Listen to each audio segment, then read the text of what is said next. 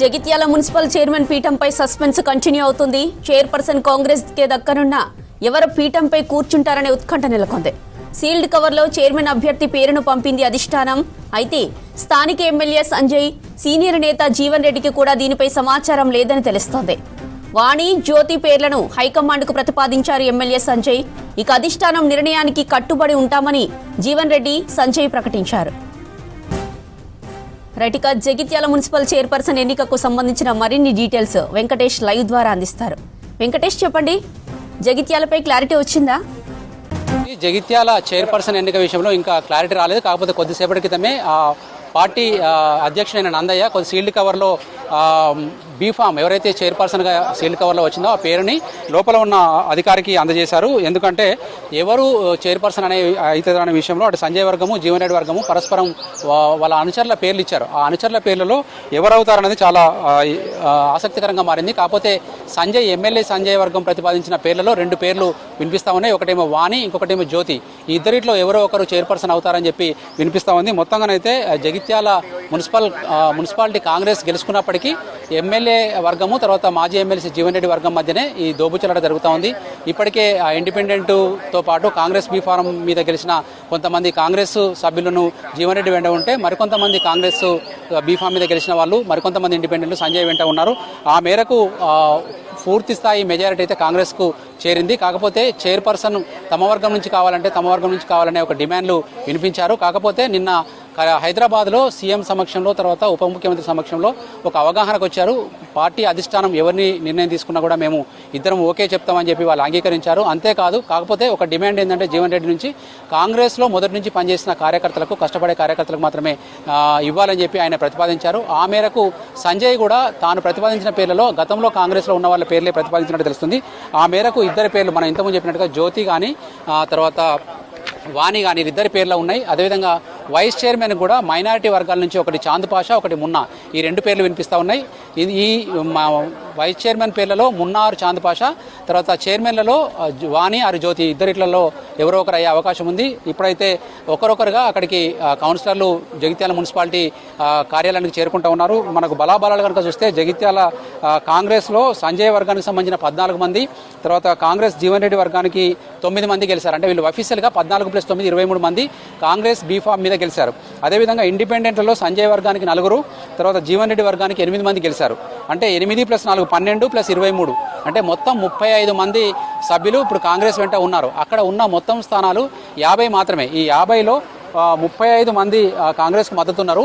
కాబట్టి Congress chairperson, vice chairman పదవి గెలుచుకోవడము ఖాయం. కానీ ఎవరి వర్గానికి చేరుతుందనేదే ఒక ఆసక్తికరమైన అంశం తప్ప అక్కడ మిగతా పార్టీలకు ఎక్కడ కూడా అవకాశం లేదు. ఎందుకంటే అక్కడ బీజేపీకి ఉన్న బలం 6, బీఆర్ఎస్కు ఉన్న బలం 4, ఎంఐఎంకు 2, ఇండిపెండెంట్లు వీళ్ళు జీవన్ రెడ్డి సంజయ్ వర్గంతో కాకుండా బీజేపీ రెబల్స్ మరో 3 ఉన్నారు.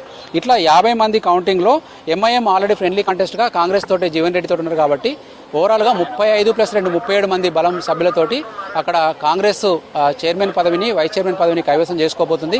కాకపోతే సీల్డ్ కవర్లో ఉన్న పేరు ఎవరిది అనేది చాలా ఆసక్తికరం. అది నేరుగా అటు సంజయ్కి ఇవ్వకుండా, ఇటు జీవన్ రెడ్డి ఇవ్వకుండా డైరెక్ట్గా లోపల ఎవరైతే ఎన్నికల అధికారి ఉంటారో, ఎన్నికల అధికారిగా కలెక్టర్ ఉండొచ్చు, లేదంటే ఏదైనా గెజిటెడ్ ఆఫీసర్ ఉండొచ్చు, వాళ్లకు నేరుగా సీల్డ్ కవర్ని కొద్దిసేపటి క్రితం నందయ్య అందజేశారు. మరొక వైపు కరీంనగర్ మున్సిపల్ కార్పొరేషన్లో కూడా ఒక ఆసక్తి నెలకొంది. ఎవరు మేయర్ అవుతారు, తర్వాత బీజేపీకి ఉన్న బలం ప్రకారం బీజేపీకి అవుతుందా, లేదంటే కాంగ్రెస్ బీఆర్ఎస్ నిన్న అనుకున్న ప్రకారం అయితే ఆ పొత్తు విచ్ఛిన్నమైనట్టే. ఎందుకంటే బీఆర్ఎస్ ఈ ఎన్నికలకు దూరంగా ఉండాలని నిర్ణయించుకుంది.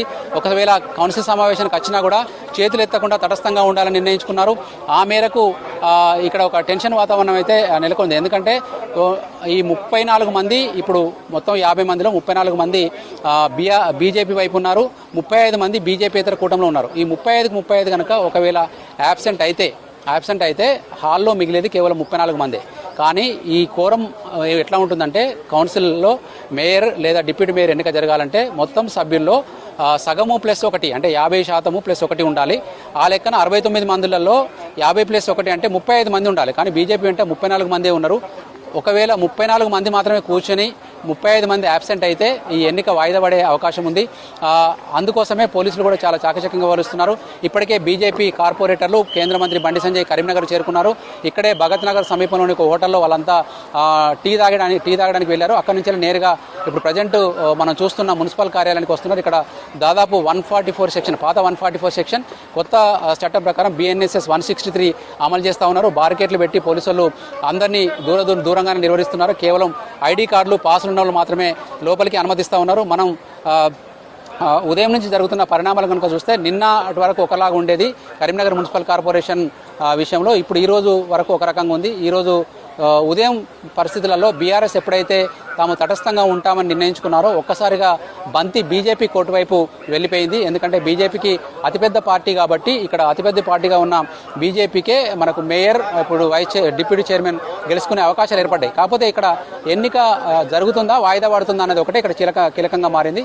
ఇప్పటికైతే కాంగ్రెస్కు సంబంధించిన ఒక అభ్యర్థి వైద్యుల అంజన్ కుమార్ కొద్దిసేపటి క్రితమే వాళ్ళకు సంబంధించిన కొన్ని ఫామ్స్, తర్వాత విప్పు పత్రాలు తీసుకొని లోపలికి వెళ్ళారు. వాళ్ళు ప్రమాణ స్వీకారం చేసిన తర్వాత హాల్లో ఉంటారా లేదా అనేది చాలా కీలకంగా మారింది. ఎందుకంటే ప్రమాణ స్వీకారానికి అయితే దాదాపు అందరూ వస్తారు. ఎందుకంటే ఈరోజు గెలిచిన కార్పొరేటర్లు తాము కార్పొరేటర్గా గెలిచినట్టుగా ప్రమాణం చేసి వాళ్ళు అధికారికంగా పత్రాలు అందుకుంటారు.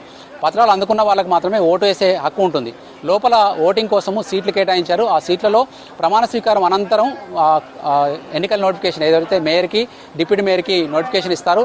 ఆ నోటిఫికేషన్ ఇచ్చిన తర్వాత కూడా మళ్ళీ సభ్యులను కౌంట్ చేస్తారు. కౌంట్ చేసినప్పుడు 35కు మించి సభ్యులు ఉన్నారా లేదా అనేది చెక్ చేస్తారు. 35కి మించి సభ్యులు ఉంటే ఎన్నికను కండక్ట్ చేస్తారు, లేదు అంటే వాయిదా వేస్తారు. ఇప్పుడు బీజేపీ వాళ్ళు 34 ఉన్నారు కాబట్టి ఇంకొకరిద్దరు ఇండిపెండెంట్లు అటెండ్ అయినా సరే ఈరోజు మేయర్, డిప్యూటీ మేయర్ ఎన్నిక జరుగుతుంది. లేదు నిన్నటి గ్రూప్ను కనుక ఖచ్చితంగా మెయింటైన్ చేస్తూ 35కు 35 ఒకతాటిపై ఉండి యాబ్సెంట్ అయితే మాత్రం ఈ ఎన్నిక వాయిదా పడే అవకాశం ఉంది. బీఆర్ఎస్ గంగుల కమలాకర్ కావచ్చు, తర్వాత వాళ్ళంతా పరోక్షంగా చెప్తున్న మాట ఏంటంటే మేము అటెండ్ అవుతాం, ప్రమాణ స్వీకారం చేస్తాం, తర్వాత మేము తటస్థంగా ఉంటామని చెప్తున్నారు. తటస్థంగా ఉండేటప్పుడు మరి కౌన్సిలర్లు కూర్చొని తటస్థంగా ఉంటారా లేదా మొత్తం బైకాట్ చేసి బయటకు వస్తారనేది కూడా ఒక ఆసక్తికరమైన అంశం. ఇది మరికొద్ది సేపట్లో తేలబోతుంది. ఇప్పుడిప్పుడే సభ్యులు ఒకరొకరుగా చేరుకుంటా ఉన్నారు. అందరూ కలిసి ఒక్కసారిగా వచ్చేందుకు బీజేపీ ప్లాన్ చేస్తూ ఉంది. ఇప్పుడు మనం చెప్పిన జగిత్యాల్లో కేవలం చైర్పర్సన్ ఎవరనేది ఒక ఆసక్తి అయితే ఇక్కడ ఎన్నిక జరుగుతుందా లేదా అనేది మరొక ఆసక్తి. మరికొన్ని మున్సిపాలిటీలు కూడా ఇట్లాంటి సందిగ్ధ పరిస్థితులు ఉన్నాయి. మనకు జమ్మికుంట తీసుకుంటే జమ్మికుంటలో 12 మంది, అత్యధికంగా 30 మందిలో 12 మంది బీఆర్ఎస్ వాళ్ళు గెలిచారు, 10 మంది కాంగ్రెస్ వాళ్ళు గెలిచారు. మరి అట్లాంటి గెలిచిన దగ్గర నిజానికి మెజారిటీ కావాల్సింది అక్కడ 16 మంది కావాలి. 16 మందిలో 12 మంది బీఆర్ఎస్కు ఉన్నారు. మరి ఇంకా 4 ఇండిపెండెంట్లు బీఆర్ఎస్ వైపు చేరుతారా లేదా కాంగ్రెస్ అదే 4 లేదా 5 లాక్కొని కాంగ్రెస్ అవుతుందన్నది అక్కడ కూడా టెన్షన్ వాతావరణం ఉంది. ఇక జగిత్యాల మెట్పల్లిలో, కోరట్లలో, రాయికల్లో ఒకటి మెట్పల్లి రాయికల్లో కూడా ఆంగు సిచ్యువేషన్ ఉంది. అక్కడ కూడా మనకు బీఆర్ఎస్ కనుక యాబ్సెంట్ అయితే అక్కడ బీజేపీకి మళ్ళీ అవకాశం ఇచ్చినట్టు అవుతుంది. అక్కడ బీజేపీ మెట్పల్లిలో కావచ్చు, రాయికల్లో కావచ్చు, అక్కడ వాళ్ళకు చైర్పర్సన్, వైస్ చైర్మన్ పర్సన్ తీసుకునే అవకాశం కనిపిస్తూ ఉంది. ఇది ఓవరాల్గా తాజా పరిస్థితి. జ్యోతి.